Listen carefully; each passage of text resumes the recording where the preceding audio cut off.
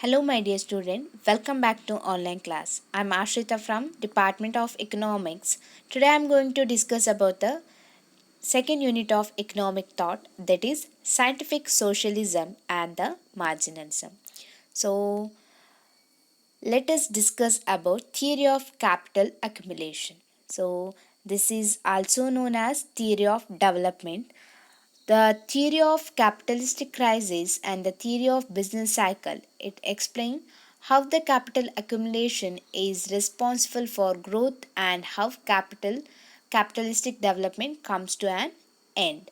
So the theory of capital accumulations is perfect example for the working of dialectics.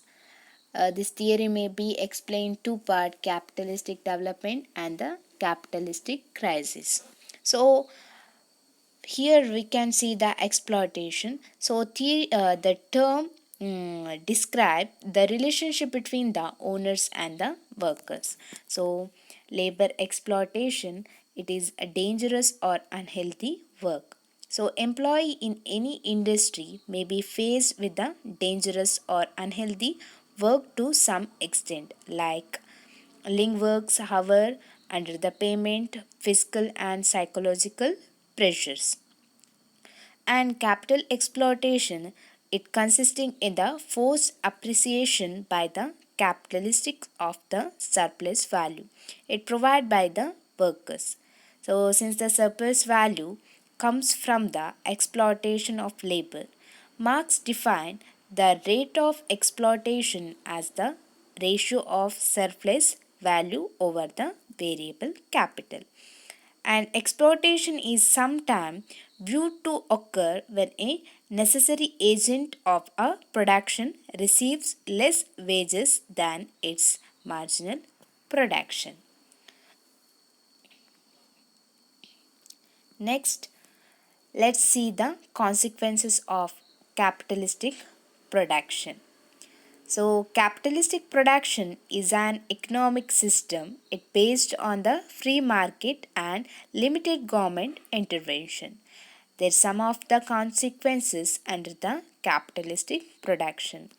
So, first one is wage reduction. So, wage and profit move in a opposite direction. To increase the profit, the capitalistic decrease the wages. And second one is extensions of working hours. So this can be successful only temporarily. And next one is productive increasing. Increasing the productivities of labor is an real alternative left. And the next, financial instability or economic cycle. Capitalistic relies on financial market share and blind and the money market, but financial market have a tendency to the causes boom and the burst. And next, monopoly. In a free market, successful firm can be gain monopoly power. This enable them to charge higher price to the customer. And next, in inequality. The benefit of capitalism are really equitable distributed. Wealth tend to the accrue to the small population. And encouraging greed or materialism. The natural nature of a capitalism is an reward profit. And next, immobility. In free market, factor of production are supported to be able to easy moving from an unprofitable sector to the new profit industries. So these are all the consequences of the capitalistic production.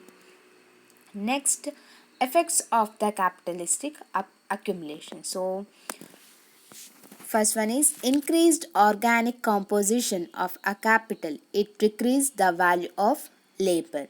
And next, increased production and the surplus value and rise of the joint stock companies and cut through the competition among the capitalists and creation of oligopoly organizations such as trust and cartels and the syndicates. And Next, increase in the banking activities. And next, pluralization of a society into the classes, the capitalistic and the worker.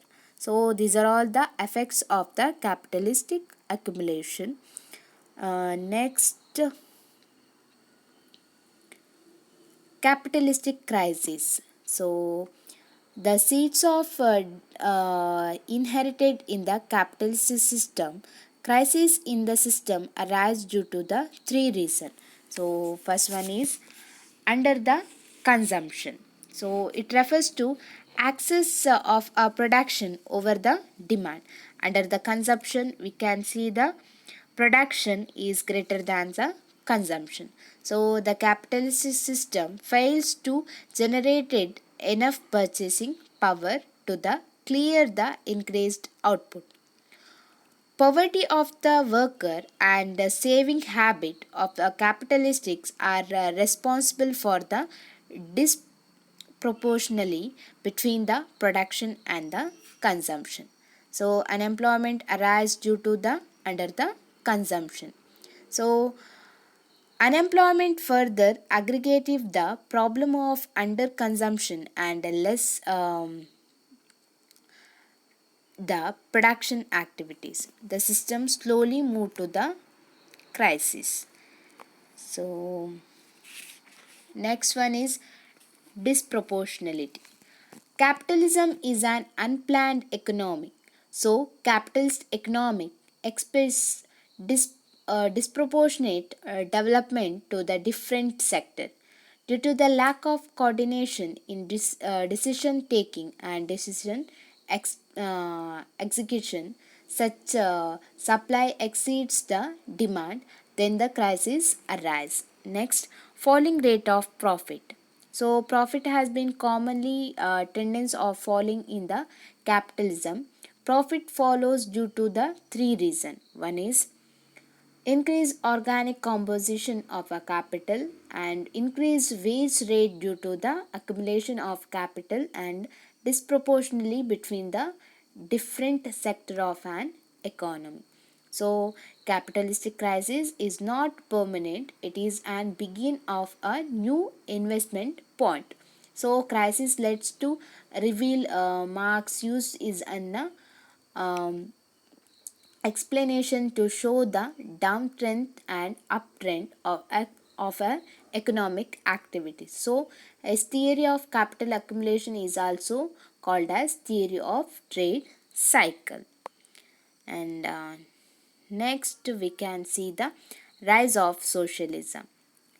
So capitalism cannot last for a long. The greed of a capitalistic of accumulation profit induced them the use of more mechanism, and it through the a number of labors out of the employment and the creates and industrial reserve or a reserve army.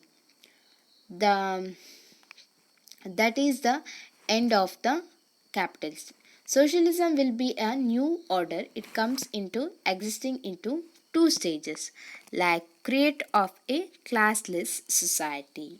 So it indicates the spread of socialism to the entire world when all the national in embrace socialism, geographical boundary become a meaningless. So entire world become a classless and stateless society. So next, creation of stateless society. So it indicates spread socialism to the entire world when all the national embraces socialism, geographical boundary become a meaningless. First one is creation of classless society. So revolution existing the capitalistic only working class remaining social create a classless society. So thank you for watching.